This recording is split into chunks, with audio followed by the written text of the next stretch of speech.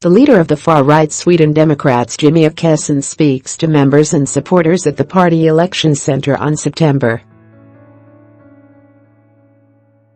9, 2018 in Stockholm.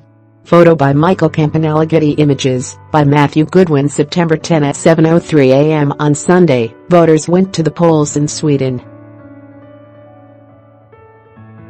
The result confirmed what the polls had forecast: a record high for the national populist Sweden Democrats, a party rooted in white supremacism that wants to reduce the number of immigrants and refugees and hold a referendum on membership in the European Union. As the last votes are being counted, the party has surpassed 17%, its highest vote share on record. This was accompanied by sharp losses for the two big mainstream parties as Sweden's party system fragments. Since the 1970s, the center-left Social Democrats and the center-right moderates have regularly won more than 60% of the vote. That has dropped to 48% as a number of smaller parties, including the radical left, gains support. Nonetheless, the center-left has recorded its lowest vote share in more than a century. None of this was supposed to happen in Sweden, a stable democracy with a reputation for liberalism. But the ascent of the Sweden Democrats mirrors what is happening in other European nations, including the rise of the Alternative for Germany, Geert Wilders in the Netherlands, and the UK Independence Party, and then Brexit in the United Kingdom. So what exactly is happening in Sweden? Here is the story. In the early 2000s, it seemed as though populism in Sweden had flopped. Sociologist Jens Rydgren attributed this to several factors, including the strong alignment between the working class and the Social Democrats based on economic issues.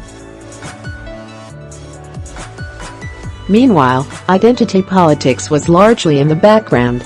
For example, in 1998 only 3% of Swedes felt immigration was a priority. And the Sweden Democrats had not professionalized and distanced itself from a toxic legacy of extremism, which limited its electoral prospects.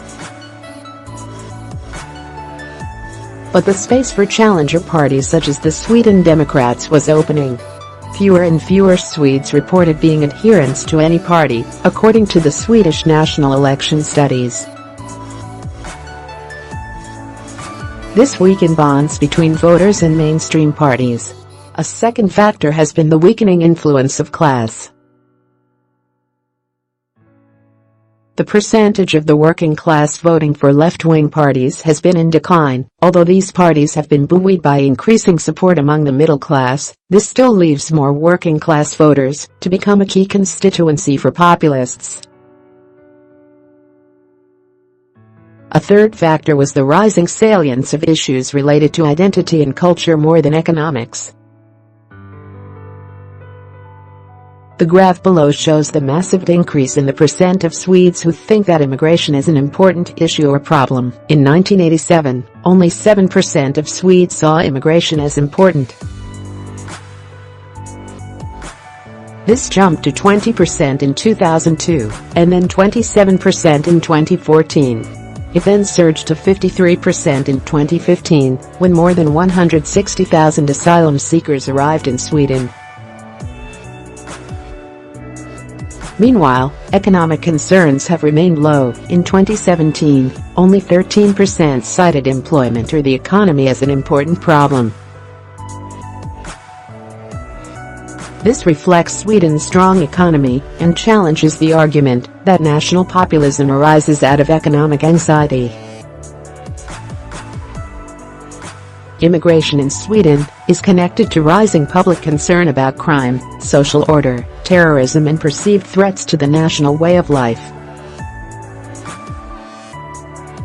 All of these issues have received coverage in Swedish media. At the same time, the Sweden Democrats were busily downplaying their extremist roots and seeking to present a more voter-friendly image, though accusations of neo-Nazi sympathies persist.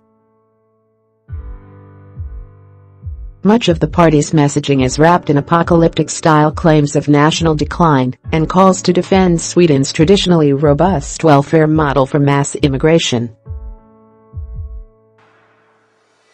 When put together, these factors enabled the Sweden Democrats to build support, most of which came from people who tend to be working class, men and have less formal education. These are people particularly